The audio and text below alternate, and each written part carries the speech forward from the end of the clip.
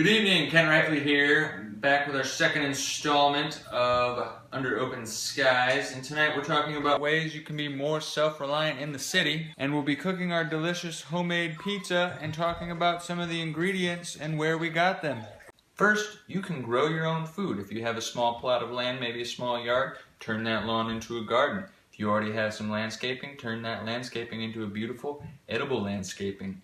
If you maybe don't have any of that, if you have a balcony or your windowsills, feel free to grow a container garden. You can even grow a container garden inside. Another options inside, you can use hydroponics or aquaponics and use even some of that wall space and do some vertical gardening. This is our indoor container garden that we grow year-round. We have chives, French lavender, rosemary, sage, thyme, pineapple, banana, chamomile, and more rosemary, basil, French tarragon, and finally spicy oregano. And then we grow even more seasonal items on our balcony in our container garden. Just so you don't have any limitations in your mind, we grow a wide variety of things even in this temperate climate. Chili pepper, various types of lettuce, blueberries. We even have trees, Honeycrisp apples, citrus plants, raspberry bush, blueberry bush, roses, mint. And so there's just a massive amount of variety of plants that you can grow in your container garden. Alright, second, you can grow as a community. You can use some open space, maybe some shared space in your housing complex, or even some vacant land nearby that you could use to grow a community garden. Somebody already has the land nearby, you can lease that land for maybe a herd share for raising some animals or a hive share for bees. You can also do urban foraging.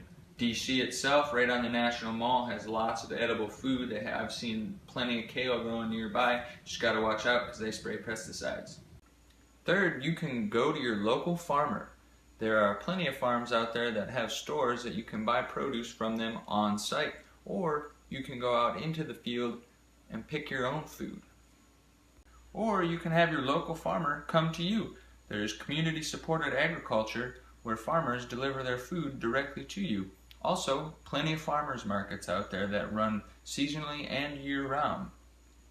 Fourth, practice conscious capitalism. That means choosing a grocer that provides organic foods as well as displays the location and specific farm of where that food came from. Alright, so let's get started on making our lovely pizza. Dry off my hands. Get some flour here. Well, this particular flour is wheat and barley flour. It is unbleached, unbrominated, unenriched, certified organic, so it doesn't have any of the pesticides or herbicides. We don't quite have the space to grow flour. We don't have a mill, so we decided to source some organic flour from our local Whole Foods market. When we're looking for things from the Whole Foods market, we are trying to go as local as we possibly can get, and then of course as fresh as we can possibly get. Looking for mostly plant-based foods, just basically trying to get it as close to the source as possible.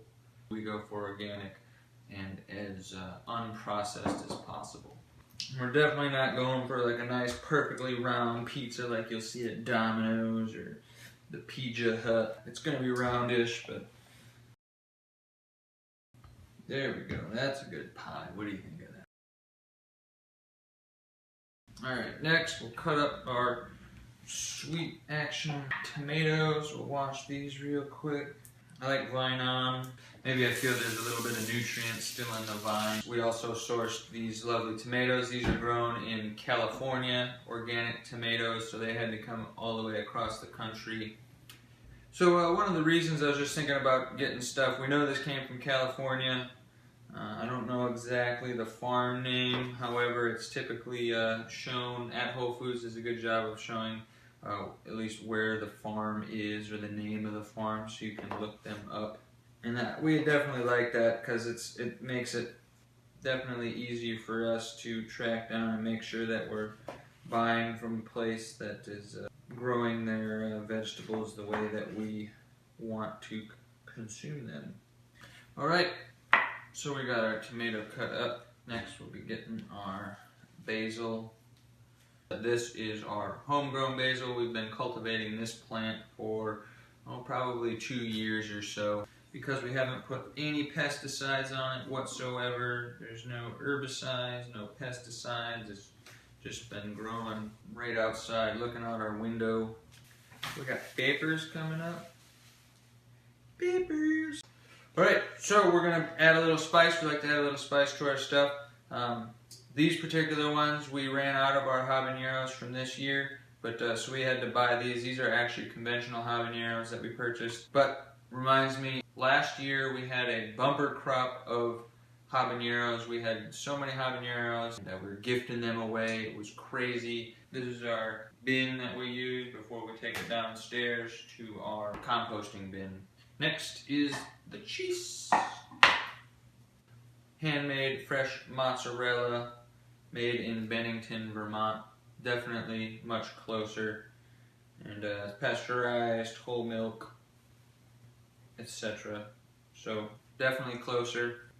Again, got this from Whole Foods. They have a bunch of large selection of cheeses that we like.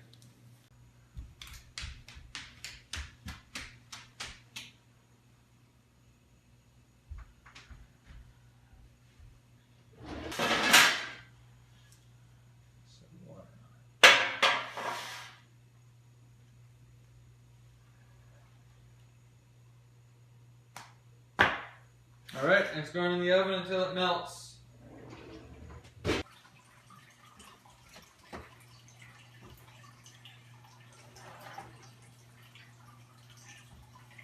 Alright, thank you for joining us for our Food in the City overview. Please subscribe to our YouTube channel and check us out on our blog.